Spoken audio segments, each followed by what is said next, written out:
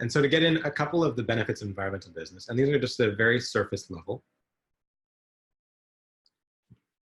are human resources, reducing costs, marketing opportunities, and appealing to investors. And so to quickly summarize each of these, because I could go for hours on each of these topics, is to look from a human resources perspective, each of your employees is an individual too, as are you. And so you want to know that your company has a sense of identity and that your culture values the natural world and the movements that are happening on this issue. And so to engage employees further, you start to take more issues under your wing as a corporation. So to say, I want to help my employees, I want to create a sense that we care about things beyond money, and I want to engage them to that extent.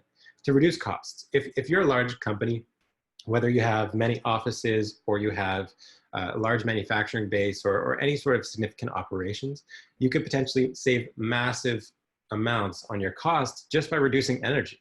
In Canada, this has been a kind of key pillar of the current election, the fact that retrofitting housing is one of the best ways to address climate change. We see that from the Liberals and the Conservatives and a couple of the other parties.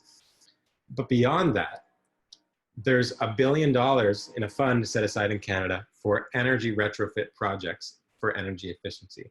But ignoring government money, if you just look at, from a business standpoint, if you spend $100,000 a year on energy, and you're able to save 20% of that by investing $50,000, that's a 2.5-year payback period. And you have increased certainty of over your energy costs and your fixed costs in the long term. If you're looking at this in terms of investing in renewables, there's massive opportunity there as well, because you fix the cost of your energy. You're not open to demand changes. If the price of a barrel of oil increases, your price of energy doesn't go up, and that type of thing. On top of that, the marketing opportunity. Like I said, 7.5 million people worldwide. Those are the people that took to the streets. The people that actually care or have some interest in using their power as a consumer to reduce their environmental impact is massive. If I can just send you some stats on this if you're interested, there's a lot of information on how many consumers take environmental considerations into account when they're making purchasing decisions. Consumers are often told that their ability to act on the climate crisis is very much tied to their consumption and doing responsible consumption. So if you can get into that area, there's a lot of opportunities to really engage your customers, to increase retention, to increase your sale price and that type of thing. And finally, if you're in the stages where you're looking for investors or you're looking to go public, to take on some initiatives like sustainability shows that your company is well managed. There's a massive movement, and I'll get a stat on this in a second, of major investors, institutional investors, insurance companies, governments, and the private sector that are choosing to move more of their portfolios to what are called socially responsible investments or environmental social governance portfolios. So that's SRI or ESG. And so that's companies that take a broader look at their company's impact and their company's responsibility, and they create a management framework to make sure that they're not missing any material disclosures, material information that's either a risk to them, a risk to the planet, or to their markets, or anything like that. So it really appeals to investors. To get into some quick examples of how major this movement is, earlier this year, about a month ago, 200 CEOs got together at the Business Roundtable, which is a very regular event where companies talk about what the priorities are for the business world. This was a statement released by Jamie Dimon, the CEO of JP Morgan, said that they've redefined the purpose of a corporation to include more than just shareholder value.